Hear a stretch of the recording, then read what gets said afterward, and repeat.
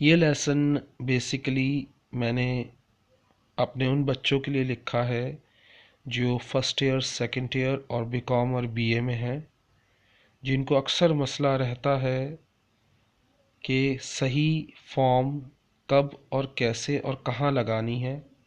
तो इस सीरीज़ को स्टार्ट करने का मकसद ही ये है कि उन बच्चों को जिन्हें पेपर में बिल्कुल भी ग्रामर समझ में नहीं आती और अपने नंबर लूज़ कर देते हैं सिर्फ ग्रामर की वजह से, तो उन बच्चों के लिए ये लेसन बहुत ही अहम है।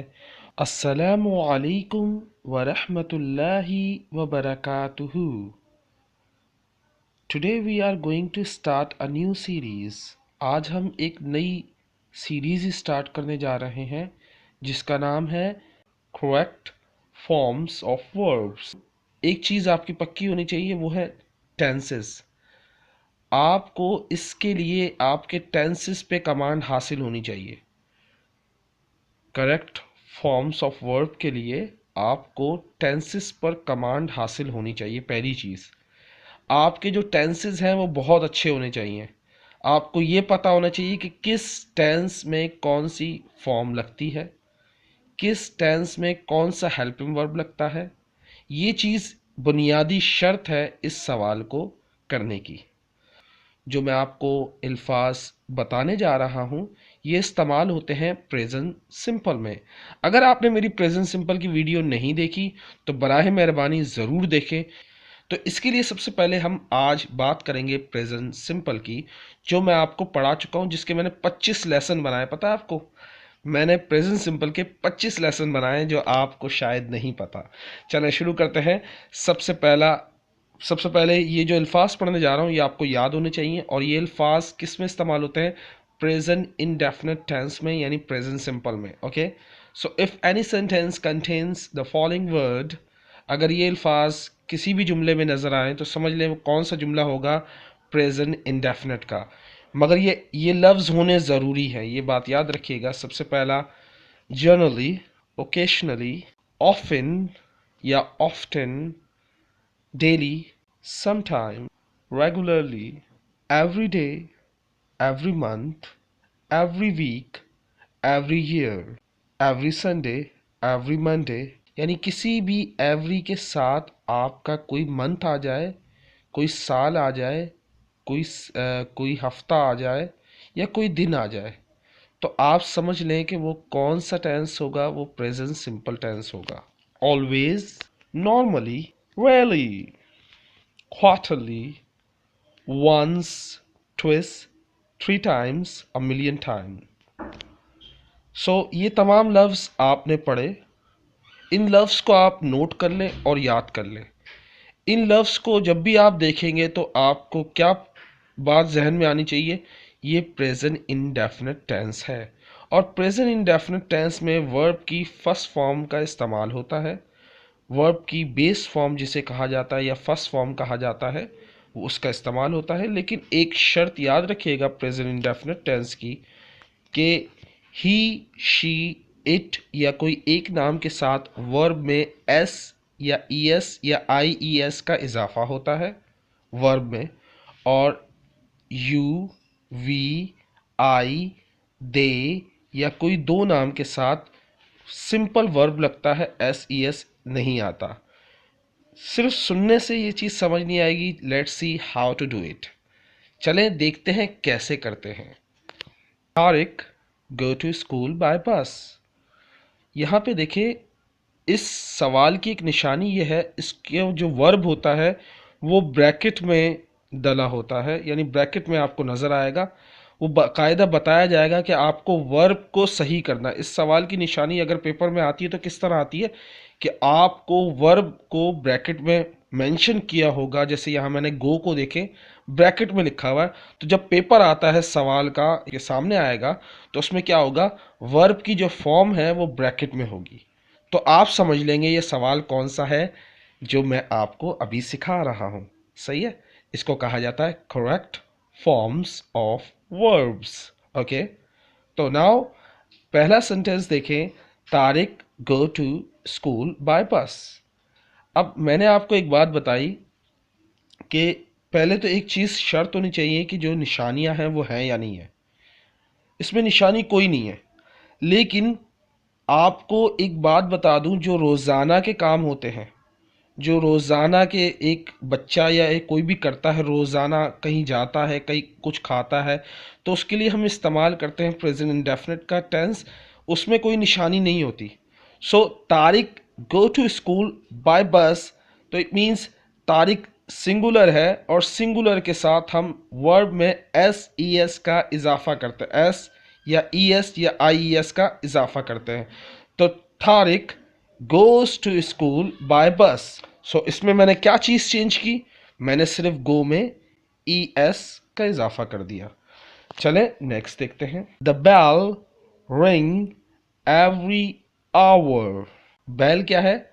बेसिकली ये सिंगुलर है, तो सिंगुलर के साथ वर्ब की कौन सी फॉर्म लगती है? एस या ई एस या आई ई एस की फॉर्म लगती है। तो यहां पे क्या होगा? द बेल रिंग्स, क्या हो जाएगा?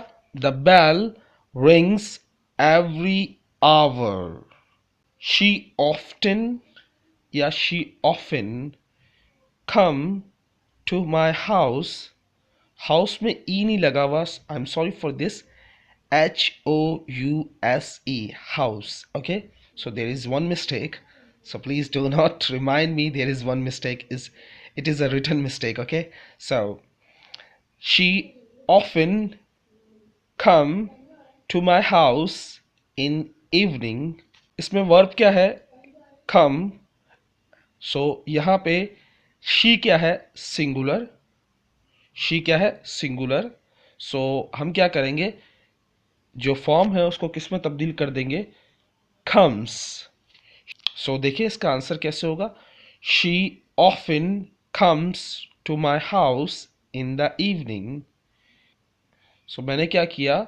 सिंपली खम में एस का इजाफा कर दिया, क्योंकि ही, शी, इट या किसी एक नाम के साथ हम वर्ब की एस या ई एस फॉर्म लगाते हैं।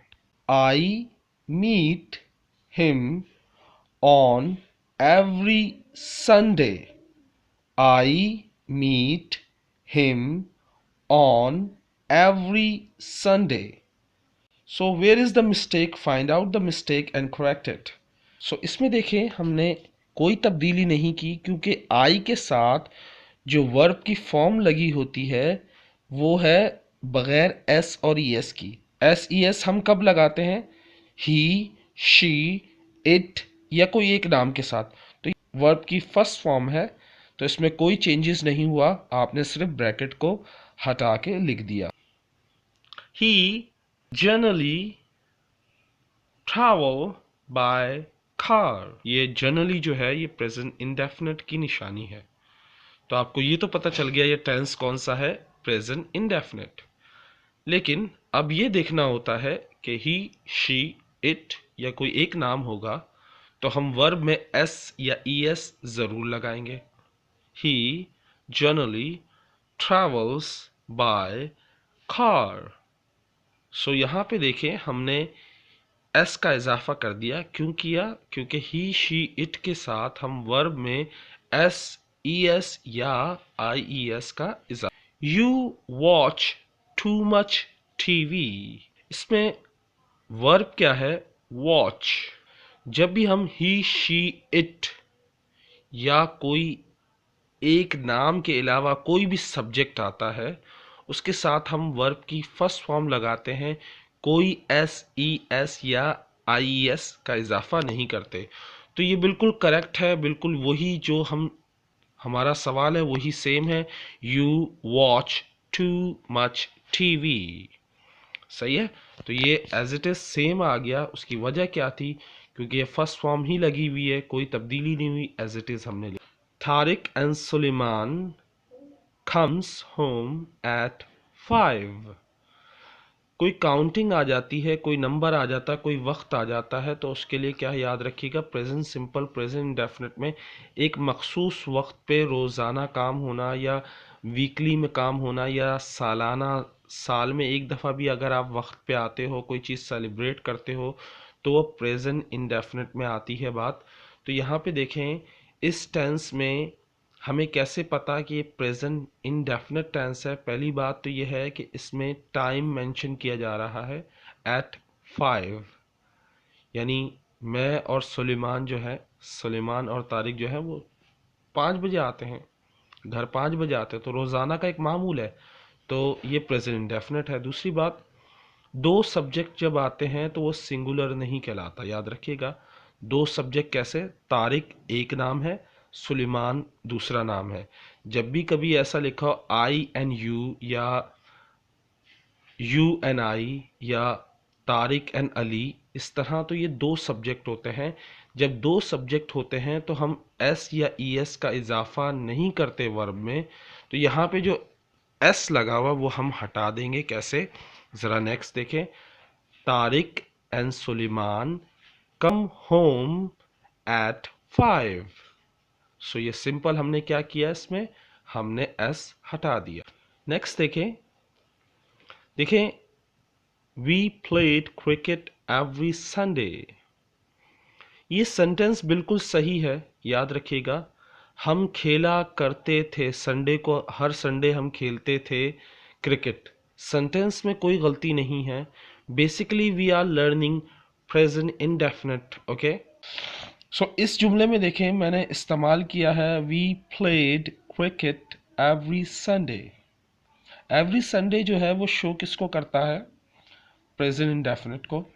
यानी एवरी का लफ्ज़ जब भी आता है तो हम किसकी तरफ देखते हैं? प्रेजेंट इंडेफिनिट की तरफ।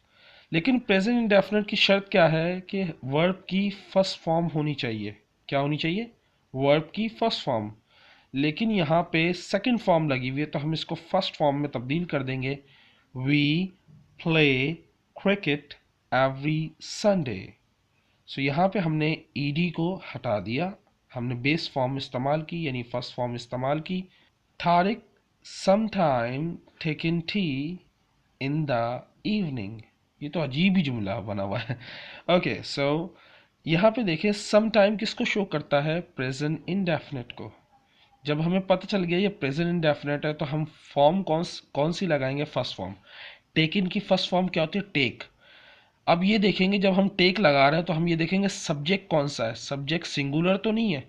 आई यू वी दे अगर होता तो हम टेक लगा देते, लेकिन जब बात होती है किसी एक नाम की, या इट की, या ही की, या शी की, तो हम टेक के साथ क्या लगाएंगे? एस। यानी जुमला बन जाएगा कुछ इस तरह, देखें। Tariq sometime takes tea in the evening।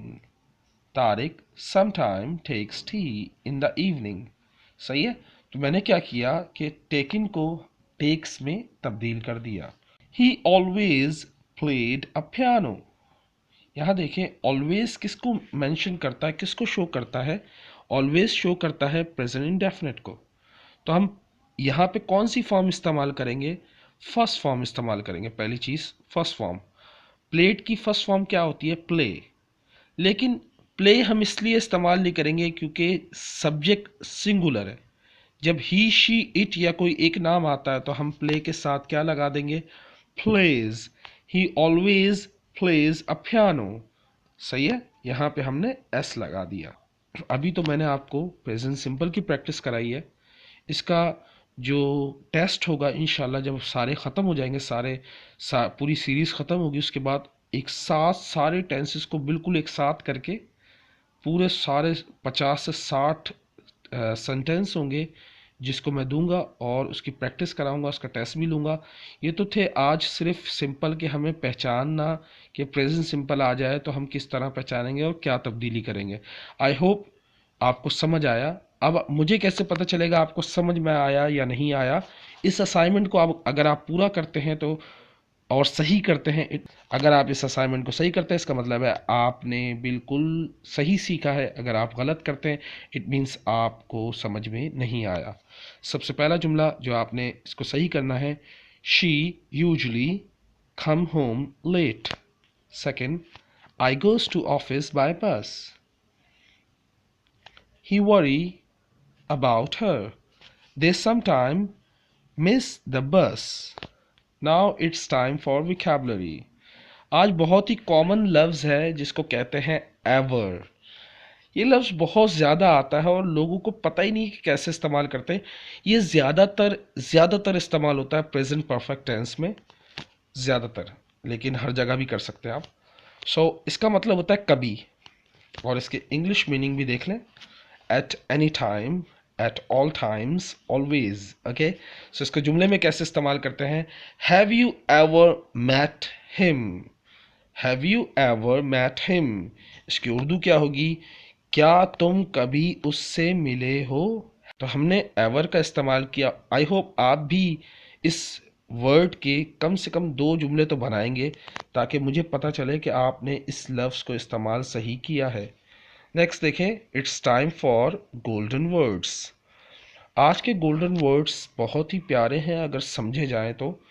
So, dear God, I have tried my best, but if today I lose my hope, please tell me that your plans are better than my dreams. ऐ मेरे खुदा, मैंने अपनी पूरी कोशिश कर ली, लेकिन अगर मैं अपनी उम्मीद खो देता हूँ तो मुझे ज़रूर ये बताएं, मेरी तकदीर मेरे ख्वाबों से बेहतर है। मेरी किस्मत लिखी है आपने, जो मेरा मुस्तकबिल लिखा है वो बेहतर है मेरे ख्वाबों से। उम्मीद करता हूँ ये वीडियो आपको पसंद आई होगी। अस्सलाम वालेकुम।